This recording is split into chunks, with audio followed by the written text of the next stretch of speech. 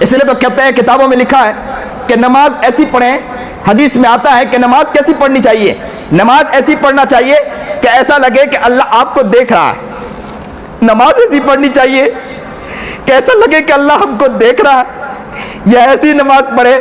کہ میں اللہ کو دیکھ رہا ہوں۔ کتنی پیاری نماز ہوگی کہ نماز میں کھڑے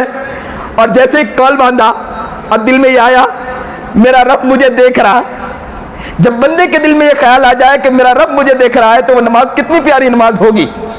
لیکن آج ہمارے نماز کے بارے میں ذرا سوچئے کہ ہماری نماز کیسی نماز ہے کہ نماز میں کھڑے ہیں تو کتنے بلی اور خنزیروں کا ذہن میں آتا ہے لیکن اللہ کا ہمارے ذہن میں خیال نہیں آتا ہے۔ ہماری نماز کیسی ہے کہ ادھر ادھر کے خواہشات اور خیالات آتے ہیں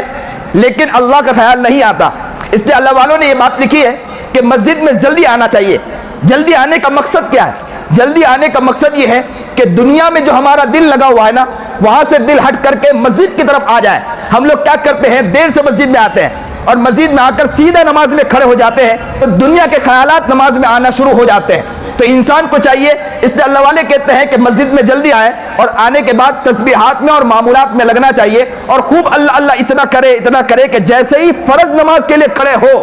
اور جیسے ہی کال باندھے، ابھی کال باندھے اور اللہ آپ کو نظر آنے لگ جائے، ایسا مزاج اور ایسا ماحول بن جائے۔ اس لیے تو علماء کہتے ہیں کہ مسجد میں جلدی آنا چاہیے۔ ہم لوگ یہ سمجھتے ہیں کہ مسجد میں جلدی آنے کی کیا ضرورت ہے، بس یہ ہے کہ ہم نے نماز پڑھ لی، سنت پڑھ لی اور فوراً نماز کا موقع مل جائے کافی ہے۔ یہ اصل نہیں ہے، اصل یہی ہے کہ مسجد میں جلدی آئے اور تسبیحات اور سنتیں پڑھنے کے بعد معمولات میں لگیں اور ایسا